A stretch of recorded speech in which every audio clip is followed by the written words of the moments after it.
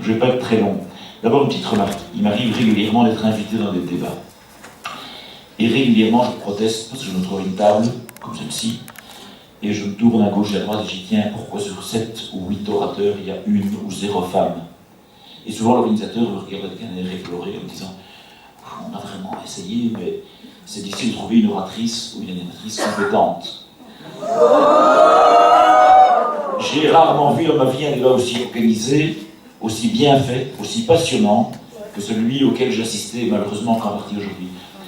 Il était, à une notable exception près, le fait d'oratrice et d'animatrice que je voudrais vraiment féliciter. Une fois de plus, Action Femmes CNE montre que, en syndicalisme, en politique, en matière de débat, les femmes peuvent faire aussi bien, et bien souvent beaucoup mieux que ce que les hommes font d'habitude, au moins parce qu'elles pensent et elles osent le faire autrement. Et je pense que c'est vraiment une excellente nouvelle. La deuxième chose que je retiendrai, c'est que, pas plus que le non-marchand doit être considéré comme une charge pour l'économie. Ça a été dit dans le débat, on a montré que quand on développe des services non-marchands, ça n'est pas une charge pour l'économie, mais au contraire, c'est un enrichissement. Je pense qu'on a entendu dans le débat aujourd'hui, et notamment sur base des positions défendues depuis longtemps par la CNE et par Action Femmes, que la réalisation de l'égalité, l'égalité en général, l'égalité en matière de temps de travail, l'égalité en matière de protection sociale par l'individualisation des droits, l'égalité des salaires par la négociation collective, la réalisation de l'égalité, ce n'est pas une aumône qu'on pourrait faire aux femmes, ce n'est pas une sorte de charité, ce n'est pas un luxe qu'on pourrait peut-être payer le jour où on sera riche, c'est une création de richesse, c'est une création de valeur. Et plus on est égaux, et plus on est égal, et plus on a un bien-être et des droits égaux, plus la société est riche. Et donc, ne pas se battre pour l'égalité réelle dans tous les domaines, ce n'est pas simplement renoncer à un joli rêve parce qu'on ne peut pas se le payer, c'est faire une erreur politique, sociale, économique, gravissime. Et donc le combat que vous faites pour l'égalité, vous devez le faire avec toute la conviction et la fierté de dire que c'est un combat qui est non seulement légitime dans nos rêves, mais qui est fort et qui est légitime dans la réalité sociale. Dire encore un mot de la question faut-il des droits individuels ou des droits collectifs. Vous avez entendu que ça a fait débat, ça a donné des votes assez tranchés parfois dans la question de la salle. Je voulais souligner le paradoxe ou le malentendu possible parfois. Quand la CNE se bat pour l'individualisation des droits, il ne s'agit pas de faire des trucs plus individuels. Les droits dont on parle, que ce soit des droits au chômage, des droits à la pension ou d'autres droits, sont des droits collectifs.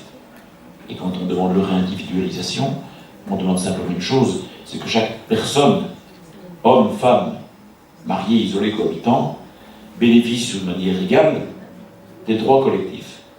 Pour le reste, ce qu'on a entendu, c'est qu'en matière de temps de travail, ou en matière de salaire et dans d'autres domaines, ce qui garantit l'égalité sont les règles collectives.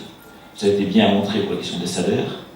Ce gouvernement, en faisant cette chose ahurissante, qu'est l'interdiction de la négociation collective, porte préjudice, même s'il y a exception en matière de rattrapage de l'écart salarial, mais porte préjudice surtout aux plus faibles salaires et aux travailleurs les plus faibles, et bien souvent aux femmes.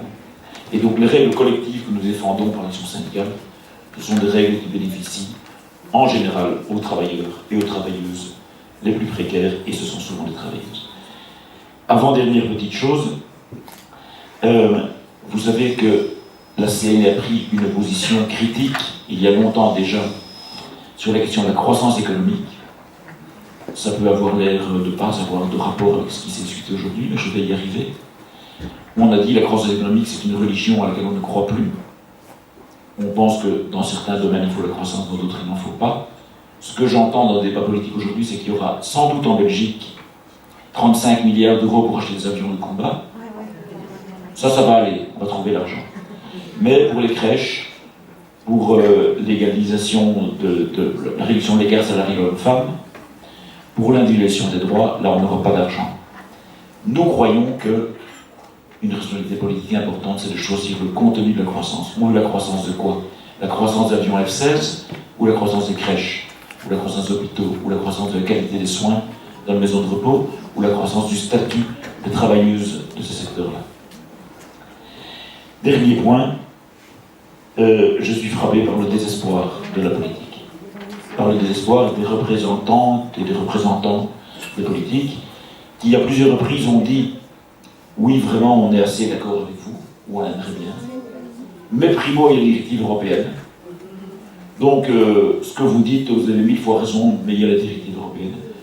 Et puis, secondo, il y a le budget. Et donc, on aimerait bien, mais il n'y aura pas d'argent. Éventuellement, il y a les coalitions. Donc, nous, on voudrait bien, mais les autres ne veulent pas. Et donc, je me dis que c'est vraiment essentiel maintenant de faire deux choses. C'est de demander aux hommes et aux femmes politiques de parler clair. Et s'ils ont des projets, qu'ils soient prêts à défendre ces projets et à se battre contre les contraintes. Et de dénoncer le double langage des partis qui, quand on leur demande des progrès pour l'égalité, pleurnichent sur les contraintes qui leur sont imposées, et qui le lendemain ou la veille votent des traités comme le traité sur la stabilité et la gouvernance, aussi connu comme le traité Mercosur, et aujourd'hui et demain se préparent à accepter ce grand marché transatlantique qui va multiplier par 1000 les contraintes qui les empêchera de faire la politique dont ils disent qu'ils rêvent. Alors pour terminer, je vous dirais, dans 10 jours, c'est les élections. La CNE n'a pas l'habitude de dire à ses membres pour qui voter. Vous avez peut-être entendu à la radio, dans les journaux, qu'il y a des syndicats qui disent votez PS, votez surtout pas PS. D'autres partis, il y a des partis qui disent nous on a des syndicats avec nous. En tout cas, ils ne peuvent pas croire que la CNE est avec eux, parce que la CNE n'a pas d'amis. Il y a des syndicats qui disent, il y a des partis qui disent en tout cas, les syndicats ont bien dit qu'il ne fallait pas voter pour tel ou tel parti.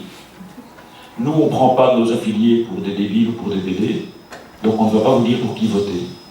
Mais sur le site de la CNE, sur une dizaine de sujets différents, que ce soit l'ouverture du dimanche, la commercialisation des soins de santé, le vote du TSCG, les réponses sur le marché transatlantique, des questions sur le temps de travail, des questions sur la fiscalité, la taxe des millionnaires et d'autres aspects de la fiscalité, vous pourrez trouver ce que les partis ont promis de faire et ce qu'ils ont fait. Et on pense que c'est une bonne base pour faire votre choix le 25 mai. Et en tout cas, une manière de faire notre politique qui ne nous intéresse pas, c'est d'écouter les réponses que les partis donnent aux questions qu'ils ont posées eux-mêmes. Les bonnes questions, nous les posons. Les bonnes questions aujourd'hui, vous les avez posées. Et c'est à ces questions-là, sur base des réponses à ces questions-là, que je vous invite à faire votre choix dans 10 jours aux élections. Mais surtout, ce n'est pas seulement la politique, ce n'est pas surtout la politique, c'est essentiellement l'action collective, votre travail syndical d'éducation permanente, de conviction autour de vous, et de création du rapport de force dans l'entreprise et dans la rue, qui va faire qu'on va progresser dans ce combat pour l'égalité. Bravo vraiment pour cette journée, à Claude et à tous les collègues.